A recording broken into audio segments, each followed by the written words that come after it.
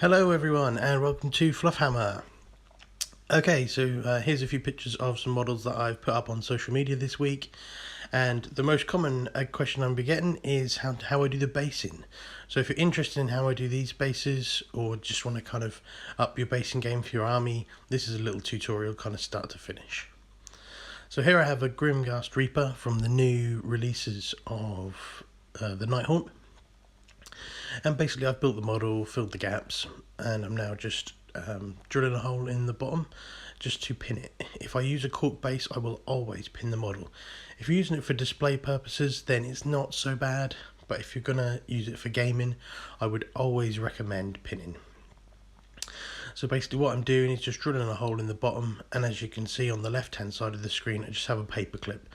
I bought a packet of like 500 of these for like £2 last Christmas. They're so cheap, and you know the drill's just a Games Workshop drill that I've had for 5+ years.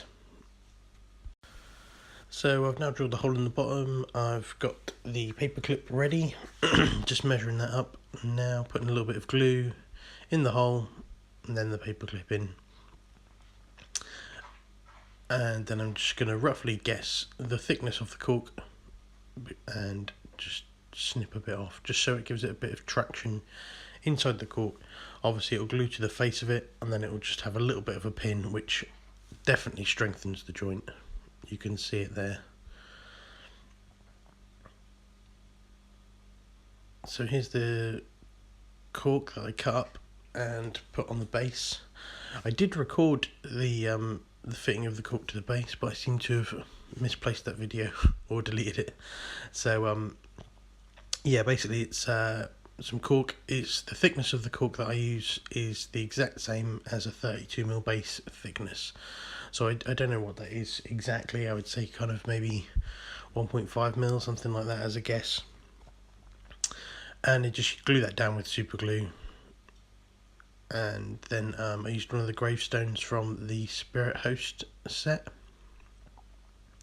and glued that down with plastic glue. So here I am fitting the model to the base with super glue. So if you glue to cork, you always need to use super glue. Plastic glue will not make a join between plastic and cork.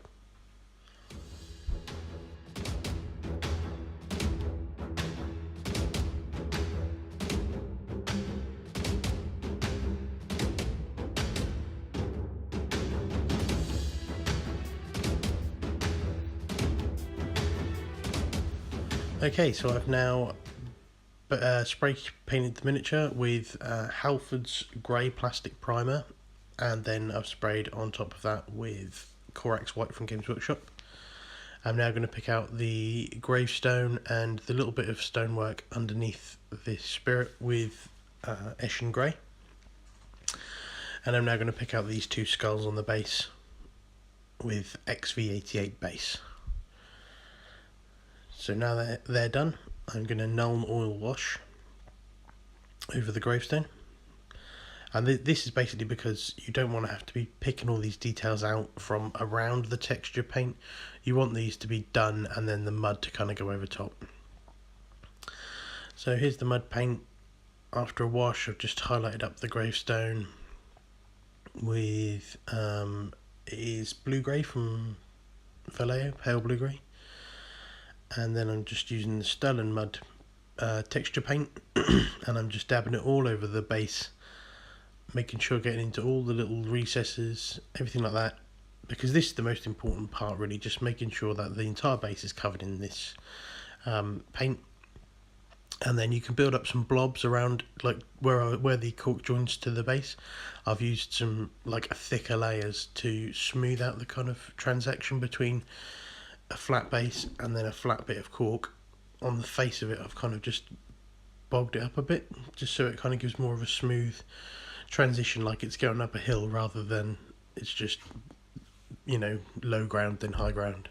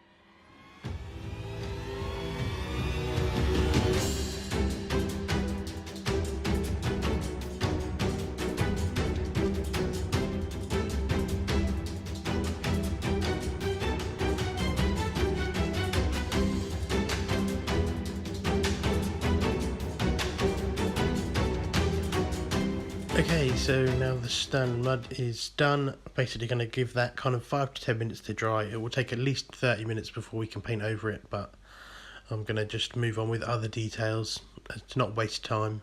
I'm just going to be careful that I don't put my hand in the stone mud. And we're going to go with Retributor Gold.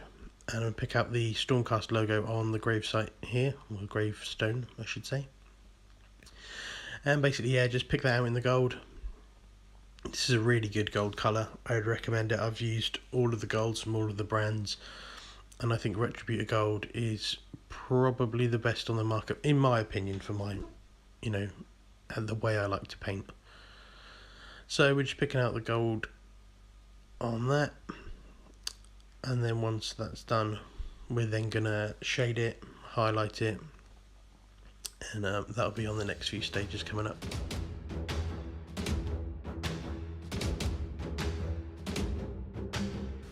Okay, so now the gold's dry, we're going to give it a wash of Agrax Earthshade. And I'm going to slightly go over the edges of the gold. So where the logo sticks out from the gravestone, I want it to go over the edges here, so that will blend the two together. So, around the gold there will be like a darker ring as it joins onto the gravestone. And I'm going to also wash the skulls as well into the eye sockets, and the recesses mainly on the forehead and around the nose on there.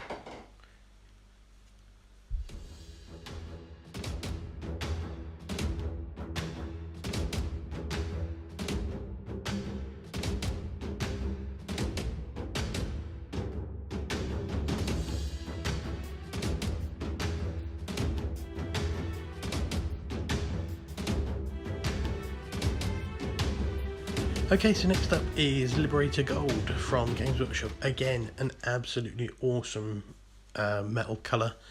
Again, from Games Workshop, Liberator Gold is one of the best highlight colours for gold, and one of my personal favourites for, highlighting gold up. I wouldn't use it as kind of a base layer to colour things gold, because it's really silvery. I mean, you could do if that was the effect you were trying to get, but as a highlight for gold, this is one of the best, without a doubt. So as you can see, I'm just picking out the high points here, just getting a nice little highlight on this. As you can see there, the shade has done its job.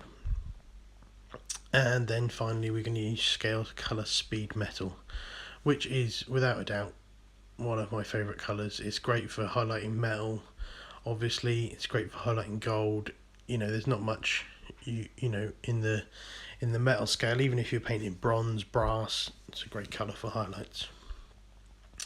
So I'm literally just hitting the tips, and then you've got that giant kind of ball thing in the centre, which I'm just going to highlight the underside of. There you go. You see, it gives you a great reflective effect. So we're now going to go XV88 dry brush, and that's going to be all over the model, all over the base I should say. And as you can see, I've wiped it off, but I haven't wiped off a huge amount. Normally with dry brush you basically get nothing on the brush. I found with these Stellar Mud texture paints, you don't actually get a great effect if you wipe too much of it off. So I wanted to kind of keep more on the brush.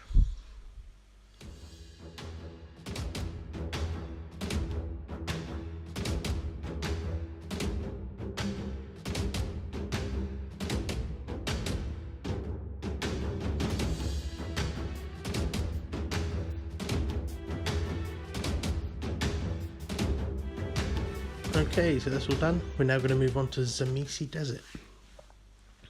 And again, it's exactly the same situation. This time I'm going to wipe a little bit more paint off my brush.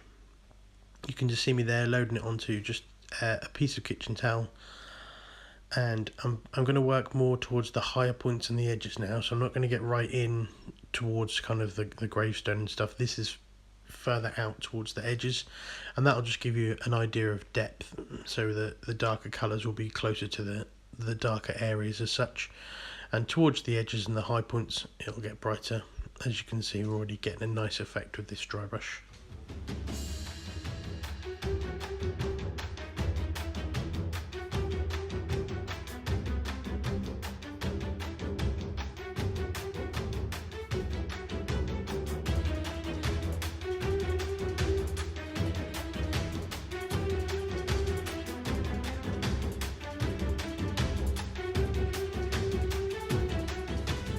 Okay, with that now done, we're going to move on to Ushabti Bone, and I still haven't cleaned out my brush at all, by the way, guys. So this is a kind of a way of progressing a colour.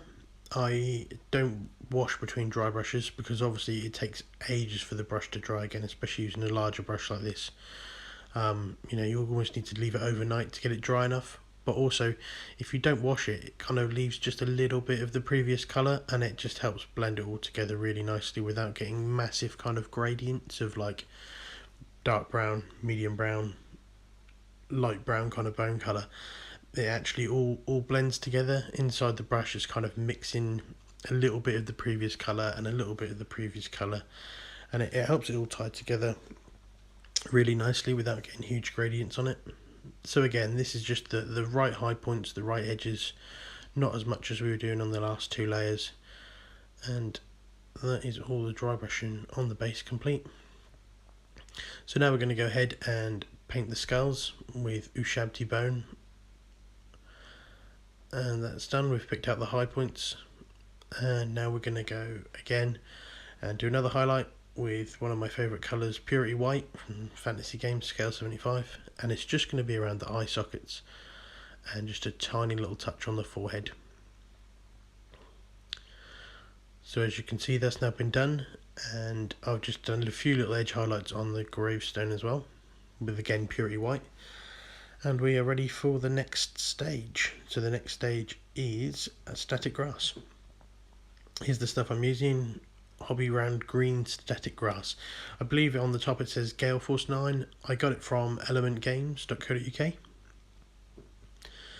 and just using PVA glue. I got like a massive tub of that from Tesco's for like £1.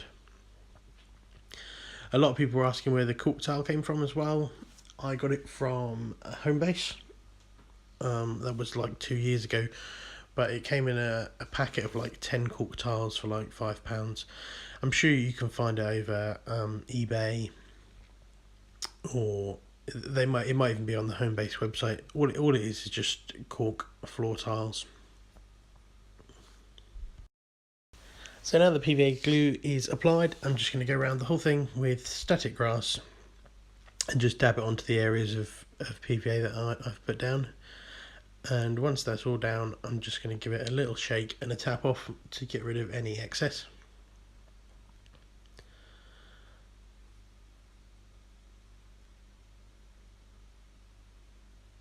And there we go. So that is pretty much a complete base now. What we would use in a gaming standard for sure. It's definitely just a nice, neat gaming base.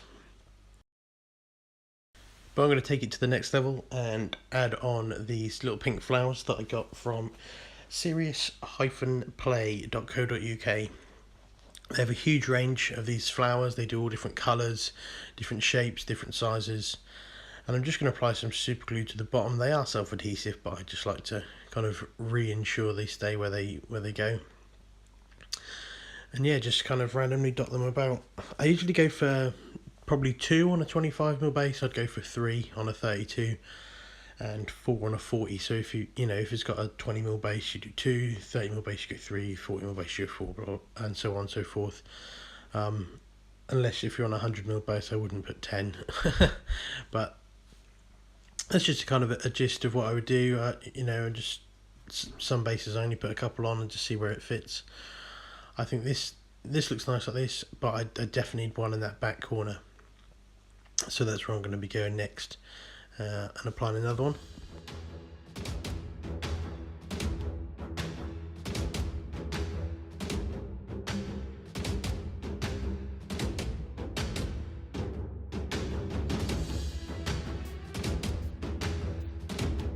So there we are, the base by itself is now complete basically. All we need to do is just edge rim it.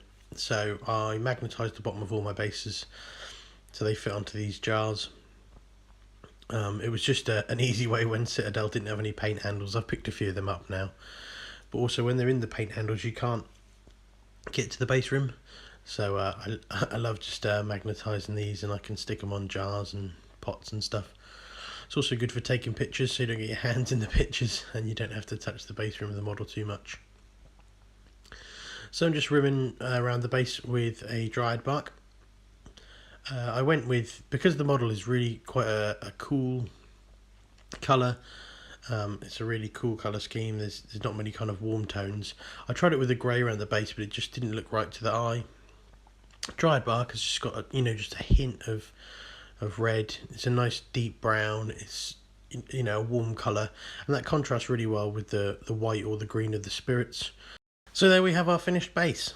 I hope you guys have really enjoyed this tutorial. I know a lot of people have been asking for it, so if you liked it, please like, comment, share it with your friends, and I hope to see you all soon on another video. If you've got anything else you'd like to see me do, then feel free to comment below and I'll see if I can do a video to help you out.